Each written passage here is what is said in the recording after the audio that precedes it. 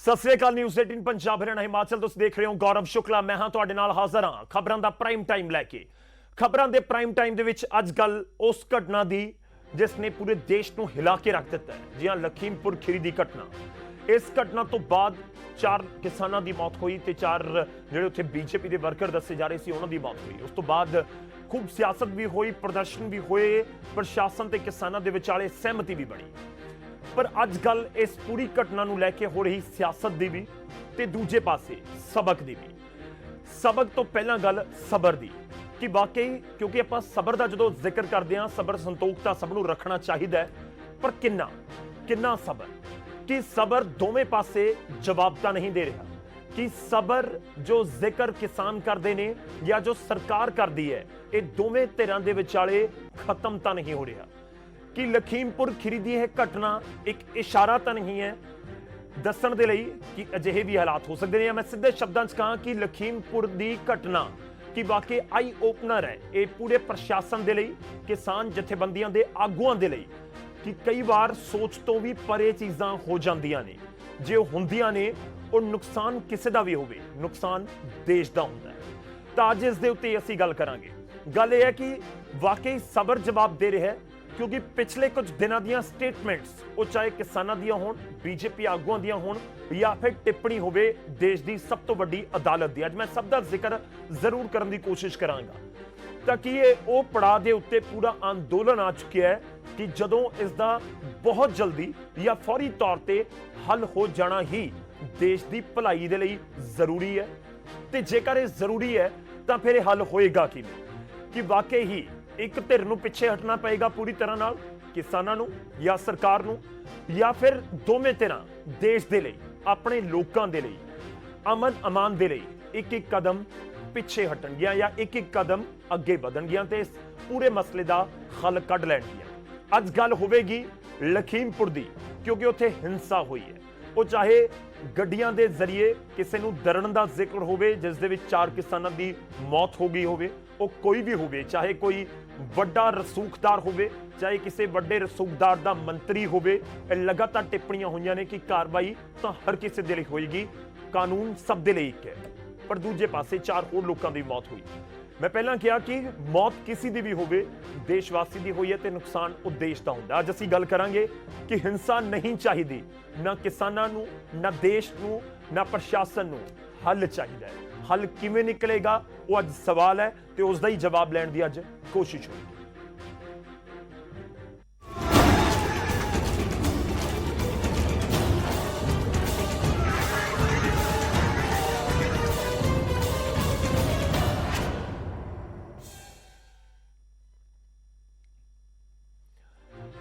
ਅਸੀਂ ਸ਼ੁਰੂਆਤ ਅੱਜ 5 ਤਸਵੀਰਾਂ ਦੇ ਨਾਲ ਕਰਨ ਜਾ ਰਹੇ ਹਾਂ।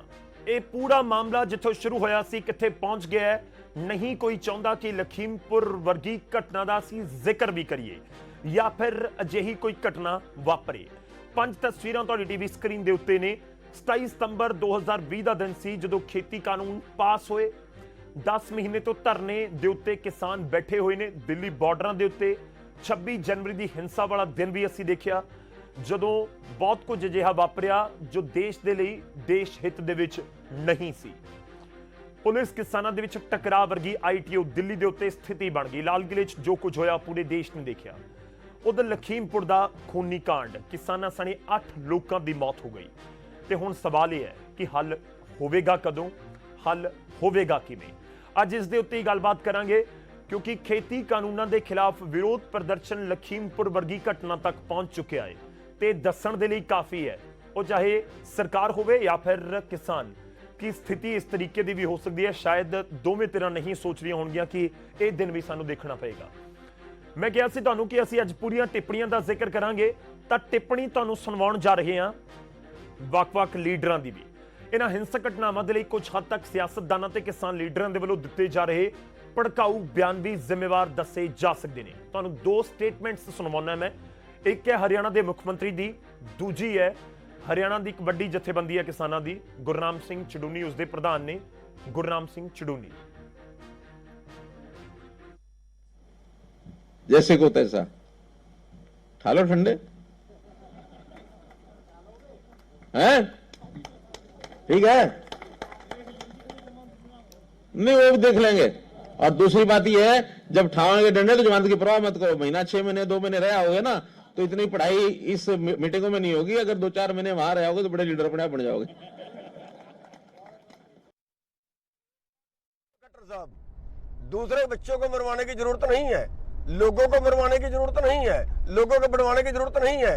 एक पासे आप लठ उठा के आइए, एक पासे मैं लठ उठा के आता हूं। अगर आपने मेरे को हरा दिया तो मैं यूनियन छोड़ दूंगा, आपका गुलाम रहूंगा। और अगर आप हार गए तो आप मुख्यमंत्री का पद छोड़ देना, हमारी बातें मान लेना। ਤਾਂ ਜੇਕਰ ਇਸ ਤਰੀਕੇ ਦੇ ਵੱਡੇ ਆਗੂ ਬਿਆਨ ਦਿੰਦੇ ਨੇ ਤਾਂ ਫਿਰ ਕੀ ਮੈਸੇਜ ਜਾਂਦਾ ਹੋਏਗਾ ਆਮ ਲੋਕਾਂ ਤੱਕ, ਕਿਸਾਨਾਂ ਤੱਕ, ਜਾਂ ਫਿਰ ਜਿਹੜੇ ਸੁਣ ਰਹੇ ਨੇ ਉਹ ਚਾਹੇ ਕਿਸੇ ਵੀ ਧਿਰ ਦੇ ਹੋਣ ਉਹਨਾਂ ਤੱਕ। ਪਰ ਇਸ ਸਭ ਦੇ ਵਿਚਾਲੇ ਗੱਲ ਸੁਪਰੀਮ ਕੋਰਟ ਦੀ ਵੀ, ਕਿਉਂਕਿ ਮਾਮਲਾ ਸੁਪਰੀਮ ਕੋਰਟ ਦੇ ਵਿੱਚ ਹੈ ਤੇ ਸੁਪਰੀਮ ਕੋਰਟ ਨੇ ਇੱਕ ਤਰੀਕੇ ਨਾਲ ਰੋਕ ਵੀ ਲਗਾਈ ਹੈ ਤੇ ਅਸੀਂ ਇਹ ਵੀ ਜਾਣਨ ਦੀ ਕੋਸ਼ਿਸ਼ ਕੀਤੀ ਕਿ ਵਾਕਈ ਹੀ ਸੁਪਰੀਮ ਕੋਰਟ ਖੇਤੀ ਕਾਨੂੰਨਾਂ ਨੂੰ ਰੱਦ ਕਰ ਸਕਦਾ ਹੈ ਕਿ ਜੇ ਕੇਂਦਰ ਦੀ ਸਰਕਾਰ ਨਾਲ ਗੱਲ ਨਹੀਂ ਬਣ ਰਹੀ ਤਾਂ ਕੀ ਸੁਪਰੀਮ ਕੋਰਟ ਕਰ ਸਕਦਾ ਹੈ।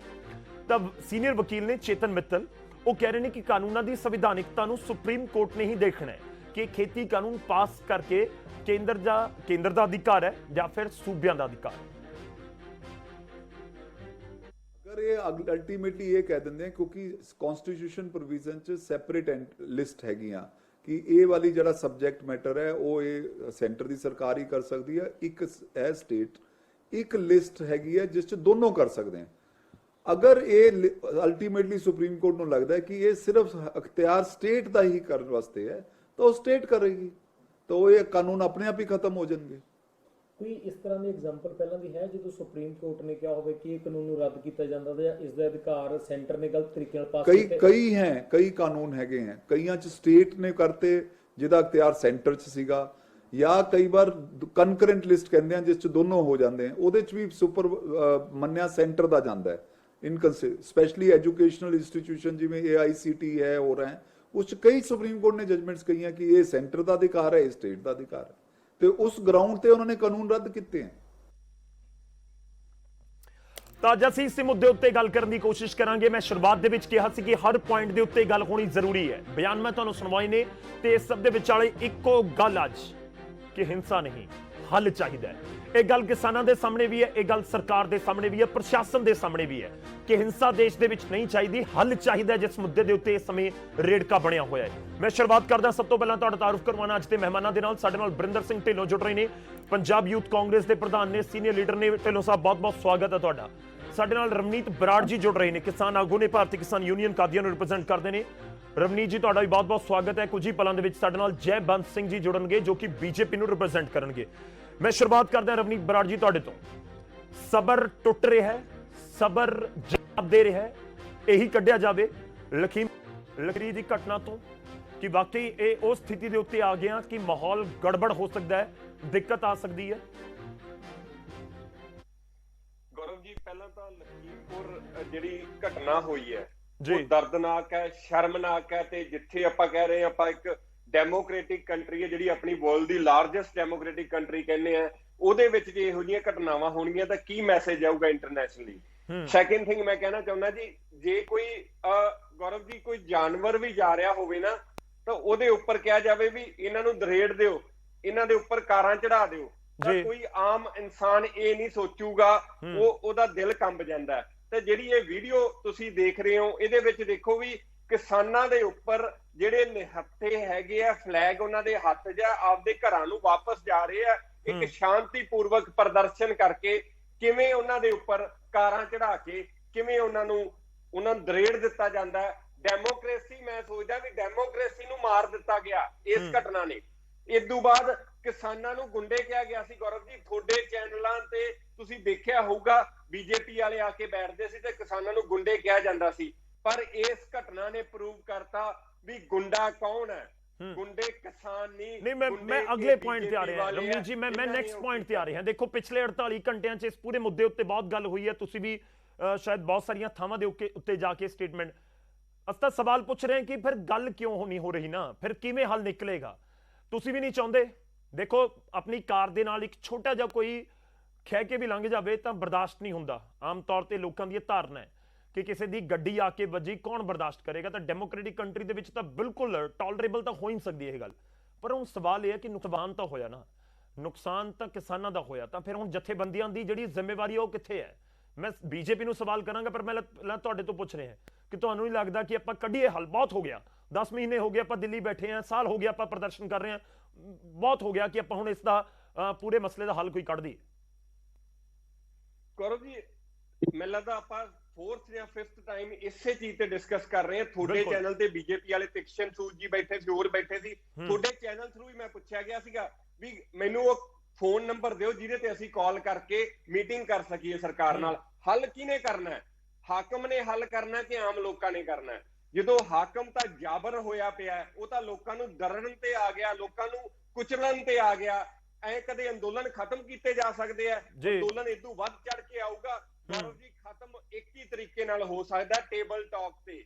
ਉਹ ਟੇਬਲ ਟਾਕ ਕੌਣ ਕਰਾ ਸਕਦਾ? ਉਹ ਸਰਕਾਰ ਕਰਾ ਸਕਦੀ ਹੈ ਜਦੋਂ ਉਹ ਚਾਹਵੇ, ਪਰ ਉਹਨਾਂ ਦੀ ਮਨਸ਼ਾ ਨਹੀਂ। ਉਹਨਾਂ ਦੀ ਮਨਸ਼ਾ ਇਹਨਾਂ ਨੂੰ ਅਸੀਂ ਦਬਾਈਏ, ਇਹਨਾਂ ਦੇ ਗੋਲੀਆਂ ਮਾਰੀਏ, ਇਹਨਾਂ ਦੇ ਕਾਰਾਂ ਚੜਾਈਏ, ਇਹਨਾਂ ਨੂੰ ਇੰਨਾ ਖੌਫ ਪੈਦਾ ਕਰ ਦਈਏ ਵੀ ਇਹ ਘਰਾਂ ਚੋਂ ਨਾ ਨਿਕਲਣ। ਪਰ ਦੱਸਣਾ ਚਾਹੁੰਦਾ ਗੌਰਵ ਜੀ, ਉਦੋਂ ਵੱਧ ਲੋਕ ਘਰਾਂ ਚੋਂ ਨਿਕਲਣਗੇ। ਕਦੇ ਆਮ ਲੋਕਾਂ ਦੀ ਆਵਾਜ਼ ਕੁਚਲੀ ਨਹੀਂ ਜਾ ਸਕਦੀ, ਦਬਾਈ ਨਹੀਂ ਜਾ ਸਕਦੀ। ਕਾਰਾਂ ਚੜਾ ਕੇ ਇਹਨਾਂ ਨੂੰ ਇਹ ਨਹੀਂ ਹੋ ਸਕਦਾ ਵੀ ਤੁਸੀਂ ਸਾਨੂੰ ਘਰਾਂ 'ਚ ਬੰਦ ਰੱਖੋਗੇ। ਠੀਕ ਹੈ, ਤੁਸੀਂ ਮੈਂ ਇੱਕ ਹੋਰ ਪੁਆਇੰਟ ਦੇ ਆਵਾਂਗਾ। ਠੀਕ ਹੈ ਰਮਨੀਤ ਜੀ, ਆਪਾਂ ਤੁਸੀਂ ਜ਼ਿਕਰ ਕੀਤਾ, ਇਨਫੈਕਟ ਮੈਂ ਵੀ ਉਹ ਗੱਲ ਕਹਿਣ ਲੱਗਿਆ ਸੀ ਕਿ ਸ਼ਾਇਦ 4-5 ਵਾਰ ਨਹੀਂ, ਸ਼ਾਇਦ 40-50 ਵਾਰ ਇਹੀ ਗੱਲ ਹੋ ਚੁੱਕੀ ਹੈ। 22 ਜਨਵਰੀ ਤੋਂ ਬਾਅਦ ਗੱਲਬਾਤ ਨਹੀਂ ਹੋਈ ਤੇ ਲਗਾਤਾਰ ਇਹੀ ਗੱਲ ਹੈ। ਗੱਲ ਹੋਵੇ ਕਿਵੇਂ ਨਾ? ਅੱਜ ਤੁਸੀਂ ਫੋਨ ਦਾ ਜ਼ਿਕਰ ਕਰ ਰਹੇ ਹੋ, ਮੈਂ ਕੋਸ਼ਿਸ਼ ਕਰਾਂਗਾ ਕਿ ਆਪਾਂ ਬੀਜੇਪੀ ਦੇ ਆਗੂਆਂ ਤੋਂ ਵੀ ਜਵਾਬ ਲੈ ਸਕੀਏ, ਪਰ ਮੈਂ ਇਹ ਵੀ ਤੁਹਾਨੂੰ ਗੁਜ਼ਾਰਿਸ਼ ਕਰਾਂਗਾ ਕਿ ਆਪਾਂ ਫੋਨ ਦੇ ਉੱਤੇ ਵੀ ਨਾ ਰਹਿ ਜਾਈਏ। ਜੇ ਆਪਣੇ ਕੋਲ ਈਮੇਲ ਆਈਡੀ ਆ, ਈਮੇਲ ਤੇ ਕਰ ਦਈਏ। ਈਮੇਲ ਜੇ ਪੋਸੀਬਿਲਿਟੀ ਹੈ, ਜਿਵੇਂ ਤੁਸੀਂ ਆਲਰੇਡੀ ਮੇਲ ਕਰ ਚੁੱਕੇ ਹੋ। ਮੈਂ ਤੁਹਾਡੇ ਕੋਲ ਵਾਪਸ ਆਵਾਂਗਾ, ਮੈਂ ਇੱਕ ਵਾਰ ਰੁਕ ਕਰਦਾ। ਬਰਿੰਦਰ ਢਿੱਲੋਂ ਜੀ ਸਾਡੇ ਨਾਲ ਨੇ। ਢਿੱਲੋਂ ਸਾਹਿਬ, ਬਹੁਤ ਮੰਦਭਾਗਾ ਦੇਖ ਕੇ ਤਸਵੀਰਾਂ, ਰੂਹ ਕੰਬ ਜਾਂਦੀ ਹੈ ਕਿ ਆਖਿਰ ਕਿਸੇ ਦੇ ਉੱਤੇ ਗੱਡੀ ਚੜ ਜਾਵੇ, ਕੋਈ ਮਰ ਜਾਏ, ਫਿਰ ਉਸ ਤੋਂ ਬਾਅਦ ਕਿਸੇ ਨੂੰ ਕੁੱਟ-ਕੁੱਟ ਕੇ ਮਾਰ ਦਿੱਤਾ ਜਾਵੇ, ਕਿ ਇਹ ਦੇਸ਼ ਦੇ ਵਿੱਚ ਤਾਂ ਨਹੀਂ ਹੋਣਾ ਚਾਹੀਦਾ। ਤੁਹਾਨੂੰ ਲੱਗਦਾ ਹੈ ਕਿ ਇਸ ਸਮੇਂ ਸਰਕਾਰਾਂ ਦਾ ਰੋਲ ਬਹੁਤ ਵੱਡਾ ਹੋਣਾ ਚਾਹੀਦਾ ਹੈ? ਉਹ ਚਾਹੇ ਸਟੇਟ ਗਵਰਨਮੈਂਟ ਹੋਵੇ, ਉਹ ਚਾਹੇ ਸੈਂਟਰ ਗਵਰਨਮੈਂਟ ਹੋਵੇ, ਉਹ ਚਾਹੇ ਪੰਜਾਬ ਦੀ ਸਰਕਾਰ ਹੈ ਜਾਂ ਯੂਪੀ ਦੀ ਸਰਕਾਰ ਹੈ। ਦੇਸ਼ ਵੀ ਕਹਿ ਰਿਹਾ, ਹਰ ਕੋਈ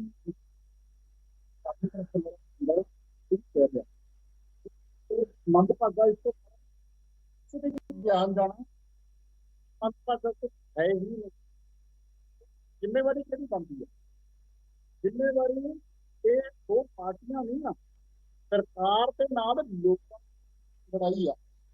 ਸਰਕਾਰ ਨੂੰ ਆਪਾਂ ਬਰਾਬਰ ਨਹੀਂ ਕਰ ਸਕਦੇ ਕਿਸਾਨਾਂ ਦੀ, ਸਰਕਾਰ ਨੂੰ ਆਪਾਂ ਪਾਸ ਨਹੀਂ ਕਰ ਸਕਦੇ। ਸਰਕਾਰ ਦਾ ਰਿਸਪੌਂਸਿਬਿਲਿਟੀ ਆ, ਸਰਕਾਰ ਦੀ ਰਿਸਪੌਂਸਿਬਿਲਿਟੀ ਆ ਕਿਸਾਨਾਂ ਨੂੰ ਬਚਾਉਣ ਦੀ।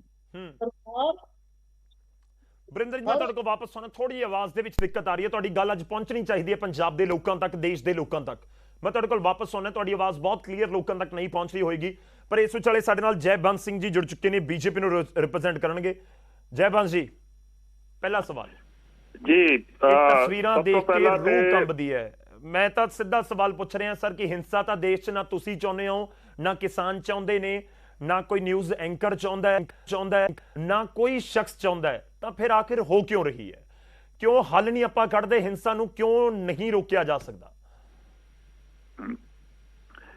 ਦੇਖੋ ਜੀ, ਹਿੰਸਾ ਤੇ ਹੋਈ, ਕਿਸਾਨਾਂ ਨੇ ਪਹਿਲੇ ਵੀ ਕਿਹਾ ਸੀਗਾ ਕਿ ਅਸੀਂ ਇਹ ਅੰਦੋਲਨ ਰੱਖਾਂਗੇ, ਨਾਨ ਵਾਇਲੈਂਟ ਰੱਖਾਂਗੇ ਜੀ। ਤੇ ਸਮਹਾਉ ਕਿਤੇ ਇਨ ਬਿਟਵੀਨ ਮੈਨੂੰ ਤਾਂ ਲੱਗਦਾ ਹੈ ਕਿ ਕੋਈ ਮਿਸਚੀਵੀਅਸ ਐਲੀਮੈਂਟਸ ਆ ਗਏ ਹੋਏ ਨੇ ਜਿਹੜੇ ਕਿ ਇਹ ਹਿੰਸਾ ਫੈਲਾ ਰਹੇ ਨੇ, ਕਿਉਂਕਿ ਇਹ ਕਿਸਾਨਾਂ ਦਾ ਕੰਮ ਨਹੀਂ ਹੋ ਸਕਦਾ, ਉਹ ਇਸ ਤਰੀਕੇ ਨਾਲ ਹਿੰਸਾ ਫੈਲਾਉਂਦੇ ਨਹੀਂ ਨੇ।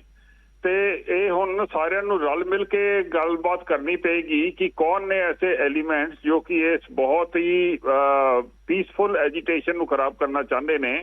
ਤੇ ਪਹਿਲੇ ਤੇ ਉਹਨਾਂ ਨੂੰ ਵੀ ਡੀਲ ਕਰਨਾ ਪਏਗਾ। ਨਾਲੋਂ ਨਾਲ ਮੈਨੂੰ ਲੱਗਦਾ ਹੈ ਕਿ ਸਰਕਾਰ ਨੂੰ ਤੇ ਯੂਨੀਅਨ ਲੀਡਰਸ ਨੂੰ ਇਕੱਠੇ ਬਹਿ ਕੇ ਜਲਦੀ ਤੋਂ ਜਲਦੀ ਇਹਦੀ ਸੋਲੂਸ਼ਨ ਕਰਨੀ ਬਹੁਤ ਜ਼ਰੂਰੀ ਹੈ, ਕਿਉਂਕਿ ਜੋ ਹੋ ਰਿਹਾ ਹੈ ਇਹ ਸਾਡੇ ਦੇਸ਼ 'ਚ ਹੋਣਾ ਨਹੀਂ ਚਾਹੀਦਾ। ਮੈਂ ਗੱਲਬਾਤ ਵਾਲੇ ਇਸ਼ੂ ਤੇ ਆਵਾਂਗਾ ਜੈਬੰਸ ਜੀ, ਮੈਂ ਗੱਲਬਾਤ ਵਾਲੇ ਇਸ਼ੂ ਤੇ ਆਵਾਂਗਾ, ਪਰ ਉਸ ਤੋਂ ਪਹਿਲਾਂ ਇੱਕ ਪੁਆਇੰਟ ਜਿਹੜਾ ਤੁਸੀਂ ਕਿਹਾ, ਤੁਹਾਨੂੰ ਲੱਗਦਾ ਹੈ ਕਿ ਇਹ ਪ੍ਰਦਰਸ਼ਨ ਸ਼ਾਂਤਮਈ ਨਹੀਂ ਸੀ? ਲਖੀਮਪੁਰ ਖੀਰੀ ਦੇ ਵਿੱਚ ਸ਼ਾਂਤਮਈ ਪ੍ਰਦਰਸ਼ਨ ਨਹੀਂ ਸੀ ਜੀ? ਪ੍ਰਦਰਸ਼ਨ ਸ਼ਾਂਤ ਨਹੀਂ ਸੀ? ਤੁਹਾਨੂੰ ਲੱਗ ਰਿਹਾ ਕਿ ਸ਼ਾਂਤਮਈ ਨਹੀਂ ਸੀ ਪ੍ਰਦਰਸ਼ਨ? ਨਹੀਂ ਦੇਖੋ ਇਹਦੇ ਚ ਮਤਲਬ ਐਜ਼ ਅ ਪ੍ਰੋਫੈਸ਼ਨਲ ਮੈਂ ਤੁਹਾਨੂੰ ਇਹ ਦੱਸਣਾ ਚਾਹਨਾ ਕਿ ਜਦੋਂ ਵਾਇਲੈਂਸ ਹੁੰਦੀ ਹੈ ਤੇ ਵਾਇਲੈਂਸ ਦਾ ਜਿਹੜਾ ਟ੍ਰਿਗਰ ਹੈ ਉਹਦਾ ਖਾਸ ਪਤਾ ਨਹੀਂ ਲੱਗਦਾ। ਇਹ ਪਹਿਲੇ ਕਸ਼ਮੀਰ ਦੇ ਵਿੱਚ ਵੀ ਏਦਾਂ ਹੁੰਦਾ ਸੀਗਾ। ਵਾਇਲੈਂਸ ਦਾ ਜਿਹੜਾ ਟ੍ਰਿਗਰ ਹੈ ਉਹਨੂੰ ਢੂੰਡਣਾ ਬਹੁਤ ਜ਼ਰੂਰੀ ਹੁੰਦਾ ਹੈ ਤੇ ਉਹਦੇ ਬਾਅਦ ਜੋ ਹੋਇਆ ਉਹ ਚੰਗਾ ਨਹੀਂ ਹੋਇਆ। ਮਤਲਬ ਵੀ ਆਰ ਨਾਟ ਵੈਰੀ ਸ਼ੋਰ ਕਿ ਇਹਦਾ ਟ੍ਰਿਗਰ ਕੀ ਸੀਗਾ, ਇਹ ਕਿਹੜੇ ਤਰੀਕੇ ਨਾਲ ਹੋਇਆ। ਇਹ ਹੁਣ ਸਟੇਟ ਗਵਰਨਮੈਂਟ ਨੂੰ ਢੂੰਡਣਾ ਪਏਗਾ, ਲਾਅ ਏਜੰਸੀਜ਼ ਨੂੰ ਢੂੰਡਣਾ ਪਏਗਾ ਤੇ ਜਿਹਨੇ ਕੀਤਾ ਹੈ ਉਹਨੂੰ ਸਖਤ ਤੋਂ ਸਖਤ ਸਜ਼ਾ ਮਿਲਣੀ ਚਾਹੀਦੀ ਹੈ, ਜੋ ਮਰਜ਼ੀ ਹੋਏ। ਤੁਹਾਡੇ ਕਹਿਣ ਦਾ ਮਤਲਬ ਇਹ ਵੀ ਹੈ ਕਿ ਟ੍ਰਿਗਰ ਦਾ ਜੋ ਤੁਸੀਂ ਜ਼ਿਕਰ ਕਰ ਰਹੇ ਹੋ, ਫਿਰ ਟ੍ਰਿਗਰ ਕਿਸਾਨਾਂ ਦੇ ਵਿਚਾਲੇ ਕੋਈ ਸ਼ਰਾਰਤੀ ਅੰਸਰ ਸੀ, ਉਹਨਾਂ ਨੇ ਕੀਤਾ? ਇਹ ਗੱਲ ਤੇ ਮੈਂ ਬਿਲਕੁਲ ਨਹੀਂ ਕਹਿ ਸਕਦਾ ਜੀ, ਕਿਉਂਕਿ ਮੈਂ ਤੇ ਮੌਕਾ ਇਹ ਵਾਰਦਾਤ ਤੇ ਹੈਗਾ ਨਹੀਂ ਸੀਗਾ ਤੇ ਨਾ ਹੀ ਮੈਂ ਇਨਵੈਸਟੀਗੇਸ਼ਨ ਏਜੰਸੀ ਦਾ ਬੰਦਾ ਵਾਂ। ਮੈਂ ਸਿਰਫ ਇਹ ਕਹਿ ਸਕਦਾ ਕਿ ਜਿੰਨੇ ਵੀ ਟ੍ਰਿਗਰ ਕੀਤੀ ਹੈ ਵਾਇਲੈਂਸ ਉਹਦੇ ਬਾਰੇ ਇਨਵੈਸਟੀਗੇਸ਼ਨ ਕਰਕੇ ਉਹਨੂੰ ਆਈਸੋਲੇਟ ਕਰਕੇ ਤੇ ਉਹਦੇ ਉੱਤੇ ਕਾਨੂੰਨੀ ਕਾਰਵਾਈ ਕਰਨੀ ਜ਼ਰੂਰੀ ਹੈ। ਆਪਣੇ ਨਾਲ ਕਿਸਾਨ ਲੀਡਰ ਹੈਗੇ ਨੇ, ਮੈਂ ਉਹਨਾਂ ਕੋਲ ਜਾਵਾਂਗਾ। ਮੈਂ ਤਾਂ ਸਿਰਫ ਇਹਨਾਂ ਪੁੱਛ ਰਿਹਾ ਕਿ ਤੁਹਾਨੂੰ ਲੱਗਦਾ, ਤੁਸੀਂ ਕਿਹਾ ਨਾ ਕਿ ਇਹ ਨਾਨ ਵਾਇਲੈਂਸ ਕਹਿੰਦੇ ਸੀ ਕਿਸਾਨ ਲੀਡਰ, ਤਾਂ ਤੁਹਾਨੂੰ ਲੱਗਦੀ ਹੈ ਕਿ ਵਾਇਲੈਂਸ ਹੋ ਰਹੀ ਹੈ ਪ੍ਰਦਰਸ਼ਨ ਦੇ ਦੌਰਾਨ? ਉਹ ਚਾਹੇ ਪੰਜਾਬ ਹੋਵੇ, ਹਰਿਆਣਾ ਹੋਵੇ, ਯੂਪੀ ਹੋਵੇ ਜਾਂ ਕੋਈ ਹੋਰ ਹਿੱਸਾ, ਤੁਹਾਨੂੰ ਲੱਗਦਾ ਹੈ ਕਿ ਵਾਇਲੈਂਸ ਹੋ ਰਹੀ ਹੈ ਪ੍ਰਦਰਸ਼ਨਾਂ ਦੇ ਦੌਰਾਨ? ਜੈਬੰਸ ਜੀ। ਹਾਂ ਦੇਖੋ, ਇਹ ਜਿਹੜੀ ਵਾਇਲੈਂਸ ਹੈ ਇਹ ਕੋਈ ਜ਼ਰੂਰੀ ਨਹੀਂ ਹੈ ਕਿ ਵਾਇਲੈਂਸ ਹੋ ਰਹੀ ਹੈ ਸਿਰਫ ਕਿਸਾਨ ਹੀ ਕਰ ਰਹੇ ਨੇ। ਕੁਝ ਐਲੀਮੈਂਟਸ ਵੀ ਹੋ ਸਕਦੇ ਨੇ, ਕੁਝ ਮਿਸਚੀਵੀਅਸ ਐਲੀਮੈਂਟਸ ਵੀ ਹੋ ਸਕਦੇ ਨੇ। ਜਦੋਂ ਵੀ ਐਡੀ ਲੰਬੀ ਐਜੀਟੇਸ਼ਨ ਹੁੰਦੀ ਹੈ ਉਹਦੇ ਚ ਮਿਸਚੀਵੀਅਸ ਐਲੀਮੈਂਟ ਜ਼ਰੂਰ ਆ ਜਾਂਦੇ ਨੇ। ਇਹ ਅਸੀਂ ਬਹੁਤ ਵਾਰ ਕਸ਼ਮੀਰ ਚ ਵੀ ਦੇਖਿਆ, ਬਾਕੀ ਜਗ੍ਹਾ ਜਿੱਥੇ ਇਹ ਐਜੀਟੇਸ਼ਨ ਹੁੰਦੀਆਂ ਨੇ ਉਹ ਵੀ ਦੇਖਿਆ। ਤੋ ਇਹਨਾਂ ਨੂੰ ਕੰਟਰੋਲ ਕਰਨਾ ਤੇ ਜਿਹੜੀ ਉਹ ਯੂਨੀਅਨ ਲੀਡਰਸ਼ਿਪ ਕਰ ਰਹੀ ਹੈ ਉਹਨਾਂ ਦਾ ਕੰਮ ਹੈ। ਤੁਸੀਂ 2 ਵਾਰੀ ਕਸ਼ਮੀਰ ਦਾ ਨਾਮ ਲਿਆ, ਤਾਂ ਰੀਅਲੀ ਥਿੰਕ ਕਿ ਆਪਾਂ ਇਸ ਨੂੰ ਕੰਪੇਅਰ ਕਰੀਏ ਕਸ਼ਮੀਰ ਨਾਲ? ਨਹੀਂ, ਕੰਪੇਅਰ ਨਹੀਂ, ਮੈਂ ਤੇ ਤੁਹਾਨੂੰ ਟ੍ਰਿਗਰ ਆਫ ਵਾਇਲੈਂਸ ਦੀ ਗੱਲ ਕਰ ਰਿਹਾ, ਕਿਉਂਕਿ ਇਸ ਤਰੀਕੇ ਦੀ ਜਿਹੜੀ ਵਾਇਲੈਂਸ ਹੈ ਇਹ ਪਹਿਲੇ ਉੱਥੇ ਵੀ ਹੁੰਦੀ ਸੀ। ਬੀਇੰਗ ਆਰਨਾ ਉੱਥੇ ਜ਼ਿਆਦਾ ਕੰਮ ਕੀਤਾ ਹੋਇਆ, ਇਸ ਵਾਸਤੇ ਮੈਂ ਜ਼ਿਆਦਾ ਨਾਂ ਲੈ ਰਿਹਾ। ਠੀਕ ਹੈ ਸਰ, ਮੈਂ ਤੁਹਾਡੇ ਕੋਲ ਵਾਪਸ ਆਉਣਾ। ਰਵਨੀਤ ਜੀ ਦਾ ਇੱਕ ਵਾਰ ਫਿਰ ਤੋਂ ਰੁਕ ਕਰਦਾ। ਰਵਨੀਤ ਜੀ, ਤੁਹਾਡੀ ਸਟੇਟਮੈਂਟ। ਗੌਰਵ ਜੀ, ਜੈਵੰਸ਼ ਜੀ ਬੜੇ ਆਰਮੀ ਦੇ ਵਿੱਚ ਵੀ ਰਹੇ ਆ। ਇਹ ਕਹਿੰਦੇ ਟ੍ਰਿਗਰ ਕਿਹਨੇ ਕੀਤਾ। ਜੈਵੰਸ਼ ਜੀ, ਤੁਸੀਂ ਇੱਕ ਵੀਡੀਓ ਦੇਖੀ ਹੋਣੀ ਹੈ, ਕਿਹਨੇ ਟ੍ਰਿਗਰ ਕੀਤਾ ਤੇ ਕਿਹੜੇ ਮਿਸਚੀਵੀਅਸ ਐਲੀਮੈਂਟਸ ਆ, ਤੁਹਾਨੂੰ ਖੁਦ ਪਤਾ ਹੈ। ਉਹ ਮੰਤਰੀ ਦਾ ਬੇਟਾ, ਤੁਸੀਂ ਉਹਦਾ ਨਾਮ ਨੇ, ਕਿਉਂਕਿ ਤੁਸੀਂ ਇੰਨੇ ਦਬ ਚੁੱਕੇ ਹੋ। I am very sorry to say Jaivansh ji, ਤੁਸੀਂ ਪਿੱਛੇ ਤੁਸੀਂ ਵੀ ਕਿਸਾਨੀ ਨੂੰ ਸੰਬੰਧ ਰੱਖਦੇ ਹੋ ਕਿਤੇ ਨਾ ਕਿਤੇ, ਪਰ ਇੰਨਾ ਦਬਾਅ ਥੱਲੇ ਨਾ ਆਓ ਸਰ ਵੀ ਤੁਸੀਂ ਜਿਹੜੀ ਸੱਚਾਈ ਨੂੰ ਵੀ ਭੁੱਲ ਜਾਓ। ਤੁਸੀਂ ਇੱਕ ਆਰਮੀ ਮੈਨ ਰਹੇ ਹੋ, ਨਹੀਂ ਸੀ? ਅਸੀਂ ਆਰਮੀ ਮੈਨ ਤੇ ਫਖਰ ਕਰਦੇ ਆ। ਤੁਸੀਂ ਕਹਿੰਦੇ ਨੌਨ ਵਾਇਲੈਂਟ ਕੌਣ ਸੀਗਾ? ਕਿਸਾਨ ਨੌਨ ਵਾਇਲੈਂਟ ਜਾ ਰਹੇ ਸੀ, ਆਪਦੇ ਘਰਾਂ ਨੂੰ ਵਾਪਸ ਜਾ ਰਹੇ ਸੀ ਆਰਾਮ ਨਾਲ। ਉਹਨਾਂ ਦੇ ਉੱਪਰ ਕਾਰ ਚੜ੍ਹਦੀ ਹੈ, ਉਹਨਾਂ ਨੂੰ ਕਤਲ ਕੀਤਾ ਜਾਂਦਾ। ਮਿੱਥ ਕੇ ਕਤਲ ਕਵਾਂਗੇ ਇਹਨੂੰ, ਮਿੱਥ ਕੇ ਕਤਲ ਕੀਤਾ। ਤੇ ਤੁਸੀਂ ਕਹਿ ਰਹੇ ਹੋ ਇਹ ਅਜੇ ਤੁਹਾਨੂੰ ਪਤਾ ਹੀ ਨਹੀਂ ਮਿਸਚੀਵੀਅਸ ਐਲੀਮੈਂਟ ਕੌਣ ਹੈ। ਮਿਸਚੀਵੀਅਸ ਐਲੀਮੈਂਟ ਤੁਹਾਡੇ ਬੀਜੇਪੀ ਦੇ ਗੁੰਡੇ ਆ, ਜਿਹੜੇ ਤੁਸੀਂ ਅੰਦੋਲਨ ਦੇ ਵਿੱਚ ਵਾਰ ਕੇ ਕਿਸਾਨਾਂ ਤੇ ਵਾਰ ਕਰਦੇ ਹੋ। ਆਪਾਂ ਸਟੇਟਮੈਂਟ ਲੈ ਲਈਏ ਰਮਨੀਤ ਜੀ, ਇੱਕ ਸਟੇਟਮੈਂਟ ਲੈ ਲਈਏ। ਇਨਫੈਕਟ ਬਰਿੰਦਰ ਢਿੱਲੋਂ ਜੀ ਜੁੜ ਚੁੱਕੇ ਨੇ, ਉਹਨਾਂ ਦੀ ਵੀ ਗੱਲ ਆਪਾਂ ਜ਼ਰੂਰ ਲੋਕਾਂ ਤੱਕ ਪਹੁੰਚਾਉਣੀ ਹੈ। ਜੈਬੰਸ ਜੀ, ਰਿਪਲਾਈ ਕਰਨਾ ਚਾਹੋਗੇ? ਰਵਨੀਤ ਜੀ ਦੇਖੋ ਜਦੋਂ ਤੱਕ ਇਸ ਚੀਜ਼ ਦੀ ਪੂਰੀ ਛਾਨਬੀਨ ਨਹੀਂ ਹੋ ਜਾਂਦੀ ਉਦੋਂ ਤੱਕ ਕਿਸੇ ਦੇ ਉੱਤੇ ਮੈਂ ਕਿਸੇ ਦੇ ਥੱਲੇ ਦੱਬਿਆ ਨਹੀਂ ਹੋਇਆ। ਅਗਰ ਕਿਸੇ ਮੰਤਰੀ ਦੇ ਬੇਟੇ ਨੇ ਕੀਤਾ ਹੈ ਤੇ ਮੈਂ ਸਭ ਤੋਂ ਪਹਿਲੇ ਅੱਗੇ ਖੜਾ ਹੋਵਾਂਗਾ ਇਹ ਕਹਿਣ ਵਾਸਤੇ ਕਿ ਉਹਨੂੰ ਪੂਰੀ ਤੋਂ ਪੂਰੀ ਸਜ਼ਾ ਮਿਲਣੀ ਚਾਹੀਦੀ ਹੈ। ਪਰ ਅਗਰ ਤੁਸੀਂ ਲੌਜਿਕ ਦੇ ਨਾਲ ਸੋਚੋ ਤੇ ਉਹ ਬੰਦਾ ਪਿੱਛੋਂ ਦੀ ਆ ਕੇ ਅਗਰ ਕਿਸੇ ਨੇ ਕੁਛ ਐਦਾ ਕਰਨਾ ਵੀ ਹੈ, ਉਹ ਆਪਣੇ ਪੁੱਤਰ ਨੂੰ ਕਿਉਂ ਭੇਜੇਗਾ ਉੱਥੇ ਕਰਨ ਵਾਸਤੇ? ਜੀ ਤੋ ਇਹ ਸਾਰੀ ਜਿਹੜੀ ਹੈਗੀ ਹੈ ਇਹਦੇ ਚ ਕੀ ਹੋਇਆ ਇਹਦੀ ਪੂਰੀ ਛਾਨਬੀਨ ਹੋਣੀ ਚਾਹੀਦੀ ਹੈ। ਤੇ ਜਦੋਂ ਤੱਕ ਛਾਨਬੀਨ ਨਹੀਂ ਹੁੰਦੀ ਉਦੋਂ ਤੱਕ ਸਾਨੂੰ ਆਪਣੇ ਇਮੋਸ਼ਨਸ ਦੇ ਉੱਤੇ ਕੰਟਰੋਲ ਕਰਨਾ ਬਹੁਤ ਜ਼ਰੂਰੀ ਹੈ। ਇਹ ਦੇਸ਼ ਦੀ ਸੁਰੱਖਿਆ ਦਾ ਸਵਾਲ ਹੈ। ਰਵਨੀਤ ਜੀ, ਛੋਟੀ ਸਟੇਟਮੈਂਟ, ਤੁਸੀਂ ਆਪਣੇ ਇਮੋਸ਼ਨਸ ਤੇ ਕੰਟਰੋਲ ਰੱਖੋ। ਗੌਰਵ ਜੀ, ਪਰਿਵਾਰ ਦੇ ਜੀ ਗਏ ਆ, ਸਾਡੇ ਪਰਿਵਾਰ ਦੇ ਇਹਨਾਂ ਨੇ ਹਮਲਾ ਕੀਤਾ ਨਿਹੱਥੇ ਕਿਸਾਨਾਂ ਤੇ। ਭਾਈ ਸਾਹਿਬ, 4 ਬੀਜੇਪੀ ਦੇ ਵੀ ਮਰ ਗਏ ਨੇ। ਸਾਰੀ ਕਿਸੇ ਦੀ ਮੌਤ ਕਿਸੇ ਦੀ ਵੀ ਠੀਕ ਤੇ ਉੱਥੇ ਅਗਰ 4 ਸਾਡੇ ਕਿਸਾਨ ਭਰਾ ਦੀ ਡੈਥ ਹੋਈ ਹੈ ਤੇ 4 ਬੀਜੇਪੀ ਦੀ ਵੀ ਡੈਥ ਹੋਈ ਹੈ। ਇਹ ਜੋ ਹੋਇਆ ਇਹ ਠੀਕ ਨਹੀਂ ਹੋਇਆ। ਇਹ ਜੋ ਹੋਇਆ ਠੀਕ ਨਹੀਂ ਹੋਇਆ। ਇਹਦੀ ਪੂਰੀ ਛਾਨਬੀਨ ਹੋਣੀ ਚਾਹੀਦੀ ਹੈ ਤੇ ਸਾਨੂੰ ਇਹ ਇਨਸ਼ੋਰ ਕਰਨਾ ਚਾਹੀਦਾ ਹੈ ਐਸਾ ਦੁਬਾਰਾ ਕਦੀ ਵੀ ਨਾ ਹੋਏ। ਜਿੱਥੇ ਅਸੀਂ ਫਲੈਗ ਲੈ ਕੇ ਨਿਕਲਦੇ ਆ, ਤੁਸੀਂ ਪਿਸਟਲ ਲੈ ਕੇ ਘਰਾਂ ਚੋਂ ਨਿਕਲਦੇ ਆ। ਠੀਕ ਹੈ, ਮੈਂ ਬਰਿੰਦਰ ਜੀ ਦਾ ਇੱਕ ਰਿਐਕਸ਼ਨ ਲੈਣਾ। ਬਰਿੰਦਰ ਜੀ, ਉਮੀਦ ਹੈ ਤੁਹਾਡੀ ਆਵਾਜ਼ ਸਹੀ ਪਹੁੰਚੇਗੀ ਸਾਡੇ ਕੋਲ, ਮੇਰੀ ਪਹੁੰਚ ਰਹੀ ਹੋਏਗੀ।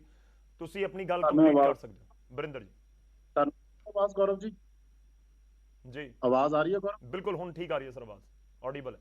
ਗੌਰਵ, ਮੈਂ ਇਹ ਮਸਲਾ ਇਹ ਆ ਵੀ ਕੀ ਤੁਸੀਂ ਕਹਿ ਰਹੇ ਸੀ, ਮੈਂ ਆਪਣਾ ਸਾਰੇ ਸਪੋਕਸਪਰਸਨਸ ਦੀ ਵੀ ਗੱਲ ਸੁਣ ਰਿਹਾ ਸੀ ਜੀ, ਕਿ ਬੀਜੇਪੀ ਨੂੰ ਆਪਾਂ ਪਾਰਟੀ ਬਣ ਸਕਦੇ ਆ ਵੀ ਪਾਰਟੀ ਵਰਸਸ ਕਿਸਾਨਾਂ ਦੇ ਵਿੱਚ ਦੋ, ਔਰ ਬੀਜੇਪੀ ਵਿੱਚ ਗੱਲ ਆ।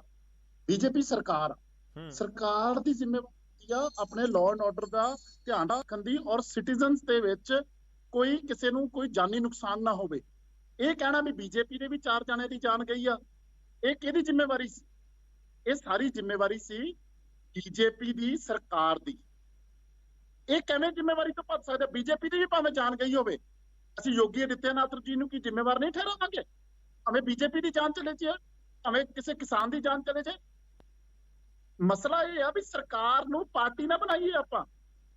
ਸਰਕਾਰ ਬਕਾਇਦਾ ਇੱਕ ਜ਼ਿੰਮੇਵਾਰੀ ਹੈ ਉਹਨਾਂ ਦੀ ਸਿਟੀਜ਼ਨਸ ਦੀ ਰੱਖਿਆ ਕਰਨ ਦੀ, ਨਾਗਰਿਕਾਂ ਦੀ ਰੱਖਿਆ ਕਰਨ ਦੀ ਜੀ। ਔਰ ਅਗਰ ਆਪਾਂ ਤੁਸੀਂ ਕਹਿ ਰਹੇ ਹੋ 2 ਜਾਣਿਆਂ 'ਚ ਗੱਲ ਨਹੀਂ, 2 ਜਾਣਿਆਂ 'ਚ ਗੱਲ ਨਹੀਂ ਹੋ ਰਹੀ।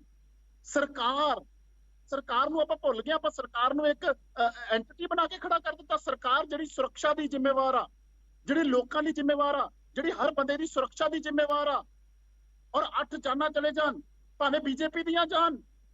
ਯੋਗੀ ਆਦਿੱਤਿਆਨਾਥ ਨੂੰ ਸ਼ਰਮ ਆਣੀ ਚਾਹੀਦੀ ਹੈ ਵੀ ਉਹਨਾਂ ਦੇ ਰਾਜ ਦੇ ਵਿੱਚ ਬੀਜੇਪੀ ਵਾਲੇ ਵੀ ਮਾਰੇ ਜਾ ਰਹੇ, ਕਿਸਾਨ ਵੀ ਮਾਰੇ ਜਾ ਰਹੇ ਆ। ਆਪਾਂ ਇਹਨੂੰ ਕਿਸੇ ਪੱਖੋਂ ਨਕਾਰ ਸਕਦੇ ਆ? ਸਰਕਾਰ ਦੀ ਜ਼ਿੰਮੇਵਾਰੀ ਬਣਦੀ ਆ, ਕਿਸੇ ਪਾਰਟੀ ਦੀ ਜ਼ਿੰਮੇਵਾਰੀ ਨਹੀਂ ਆ, ਕਿਸੇ ਇੱਕ ਬੰਦੇ ਦੀ ਜ਼ਿੰਮੇਵਾਰੀ ਨਹੀਂ ਆ। ਬਕਾਇਦਾ ਸਰਕਾਰ ਉੱਥੇ ਮੌਜੂਦ ਹੋਵੇ ਔਰ ਲੋਕਾਂ ਦੀ ਜਾਨ ਜਾਵੇ, ਔਰ ਲੋਕਾਂ ਨੂੰ ਧਰਨਾ ਲਾ ਕੇ ਬੋਡੀਆਂ ਦਾ ਸੰਸਕਾਰ ਨਾ ਕਰਕੇ ਪ੍ਰੈਸ਼ਰ ਪਾ ਕੇ FIR ਕਰਾਣੀ ਜਾਵੇ। ਕਿਹੜੇ ਪਾਸੇ ਨੂੰ ਦੇਸ਼ ਦੀ ਦੁਨੀਆ ਜਾ ਰਹੀ ਆ? ਆਪਾਂ ਜਵਾਬ ਲੈ ਲਈਏ ਵਰਿੰਦਰ ਜੀ ਇੱਕ ਵਾਰੀ। ਜੈਵੰਸ਼ ਜੀ, ਸਰਕਾਰ ਤੇ ਜ਼ਿੰਮੇਵਾਰ ਹੈ ਤੇ ਸਰਕਾਰ ਨੇ ਜ਼ਿੰਮੇਵਾਰੀ ਲਈ ਹੈ। ਸਰਕਾਰ ਨੇ ਆਪਣੀ ਉਹਦੇ ਵਿੱਚ ਇਨਕੁਆਇਰੀ ਵੀ ਸ਼ੁਰੂ ਕਰ ਦਿੱਤੀ ਹੈ, ਸਿਟਿੰਗ ਜੱਜ ਨੂੰ ਵੀ ਬਿਠਾ ਦਿੱਤਾ ਉਹਦੇ ਵਾਸਤੇ, ਤੇ ਸਰਕਾਰ ਨੇ ਰੀਚ ਆਊਟ ਕੀਤਾ ਫੈਮਿਲੀਜ਼ ਵੀ, ਉਹਨਾਂ ਨੂੰ ਕੰਪਨਸੇਸ਼ਨ ਦੇਣ ਦੀ ਵੀ ਕੋਸ਼ਿਸ਼ ਕੀਤੀ ਹੈ। ਸਰਕਾਰ ਨੇ ਯੂਨੀਅਨ ਲੀਡਰਸ ਦੇ ਨਾਲ ਵੀ ਗੱਲਬਾਤ ਕਰਨ ਦੀ ਕੋਸ਼ਿਸ਼ ਕੀਤੀ ਹੈ ਤਾਂ ਕਿ ਇਹ ਐਸਕੇਲੇਟ ਨਾ ਹੋਏ। ਤੇ ਸਰਕਾਰ ਜੋ ਕਰ ਸਕਦੀ ਹੈ ਅੰਡਰ ਦਾ ਸਰਕਮਸਟੈਂਸਸ, ਉਹ ਤੇ ਸਰਕਾਰ ਕਰ ਰਹੀ ਹੈ ਤੇ ਅੱਗੇ ਵੀ ਕਰੇਗੀ। ਤੇ ਸਰਕਾਰ, ਮੈਂ ਵੀ ਕਹਿੰਦਾ ਇਹ ਗੱਲ ਨੂੰ ਕਿ ਅਗਰ ਉੱਥੇ ਕਿਸੇ ਨੇ ਕੋਈ ਗਲਤੀ ਕੀਤੀ ਹੈ, ਬੇਸ਼ੱਕ ਬੀਜੇਪੀ ਦਾ ਹੋਏ ਜਾਂ ਕਿਸੇ ਹੋਰ ਦਾ ਹੋਏ, ਉਹਨੂੰ ਸਖਤ ਤੋਂ ਸਖਤ ਸਜ਼ਾ ਮਿਲਣੀ ਚਾਹੀਦੀ ਹੈ। ਇਹ ਗੱਲ ਮੈਂ ਬ੍ਰੇਕ ਲੈਣਾ ਇੱਕ। ਵਰਿੰਦਰ ਜੀ, ਢਿੱਲੋਂ ਸਾਹਿਬ, ਇਹਦੇ ਵਿੱਚ ਕੋਈ ਦੋ ਰਾਏ ਨਹੀਂ ਹੈ ਕਿ ਉਹਨੂੰ ਸਜ਼ਾ ਮਿਲਣੀ ਚਾਹੀਦੀ ਹੈ। ਯੋਗੀ ਆਦਿੱਤਿਆਨਾਥ ਕਿਉਂ ਨਹੀਂ ਜ਼ਿੰਮੇਵਾਰ ਹੈ? ਇਹ ਇਨਕੁਆਇਰੀਆਂ ਲਾਣਾ, ਕੱਲ ਨੂੰ ਜਾਨਾਂ ਮਾਰ ਦੋ, ਬੰਦੇ ਮਾਰ ਦੋ, ਕੰਪਨਸੇਸ਼ਨ ਦੇ ਦੋ। ਹਾਲਾਤ ਕਿਸ ਤਰ੍ਹਾਂ? ਤੁਸੀਂ ਟ੍ਰਿਗਰ ਦੀ ਗੱਲ ਕਰ ਰਹੇ ਸੀ, ਟ੍ਰਿਗਰ ਯੋਗੀ ਆਦਿੱਤਿਆਨਾਥ ਨੇ ਨਹੀਂ ਕੀਤਾ।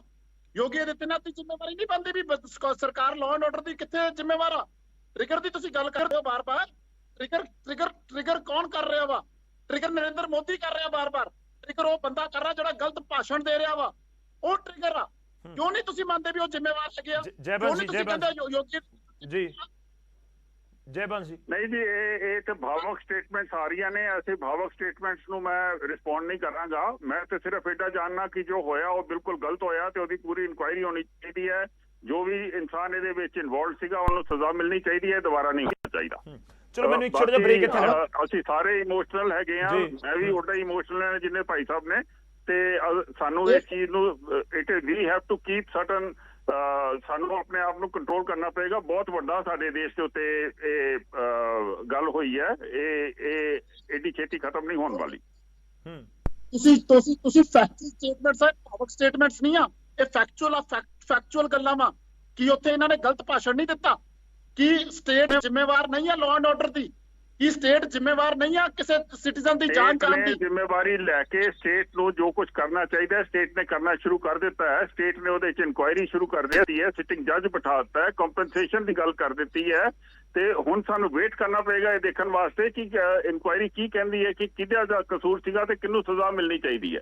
ਸਜ਼ਾ ਜਿਹਨੇ ਗਲਤੀ ਕੀਤੀ ਹੈ ਉਹਨੂੰ ਸਜ਼ਾ ਮਿਲਣੀ ਚਾਹੀਦੀ ਹੈ। ਇਹਦੇ 'ਚ ਕੋਈ ਰਾਏ ਜੀ। ਢਿੱਲੋਂ ਸਾਹਿਬ, ਥੋੜਾ ਜਿਹਾ ਮੈਨੂੰ ਰੋਕਣਾ ਪਏਗਾ ਤੁਹਾਨੂੰ, ਮੈਨੂੰ ਛੋਟਾ ਜਿਹਾ ਬ੍ਰੇਕ ਲੈਣਾ ਹੋਏਗਾ। ਪਰ ਇੱਕ ਜੈਬਾਂ ਜੀ ਫੈਕਟ ਇਹ ਕਿ ਬਹੁਤ ਵੱਡੇ ਮਾਮਲੇ ਜਾਂਚ ਦੇ ਵਿੱਚ ਉਲਝਾ ਕੇ ਹੀ ਰੱਖ ਦਿੱਤੇ ਗਏ, ਠੰਡੇ ਬਸਤੇ ਦੇ ਵਿੱਚ ਪਾ ਦਿੱਤੇ ਗਏ। ਇਸ ਕਰਕੇ ਵੀ ਲੋਕ ਬਹੁਤ ਕਤਰਾਉਂਦੇ ਨੇ ਕਿ ਨਹੀਂ ਇਹ ਜਾਂਚ ਟੀਮਾਂ ਵਾਲੀ ਗੱਲ ਸਾਨੂੰ ਨਾ ਸੁਣਾਓ, ਐਕਸ਼ਨ ਦੱਸੋ ਕੀ ਹੋਇਆ ਹੈ। ਇਸ ਕਰਕੇ ਅੱਜ ਅਸੀਂ ਇਸ ਦੇ ਉੱਤੇ ਗੱਲਬਾਤ ਕਰ ਰਹੇ ਹਾਂ। ਛੋਟੇ ਜਿਹੇ ਬ੍ਰੇਕ ਲਈ ਰੁਕਾਂਗੇ। ਬ੍ਰੇਕ ਤੋਂ ਬਾਅਦ ਜੋ ਅਸੀਂ ਸ਼ੁਰੂਆਤ ਕੀਤੀ ਸੀ ਕਿ ਗੱਲਬਾਤ ਦੋਵੇਂ ਧਿਰਾਂ ਦੇ ਵਿਚਾਲੇ ਕਿਵੇਂ ਹੋਵੇ, ਹੱਲ ਕਿਵੇਂ ਨਿਕਲੇ, ਕਿਉਂਕਿ ਹਿੰਸਾ ਨਹੀਂ ਕੋਈ ਚਾਹੀਦੀ, ਹੱਲ ਚਾਹੀਦਾ। ਛੋਟਾ ਜਿਹਾ ਬ੍ਰੇਕ।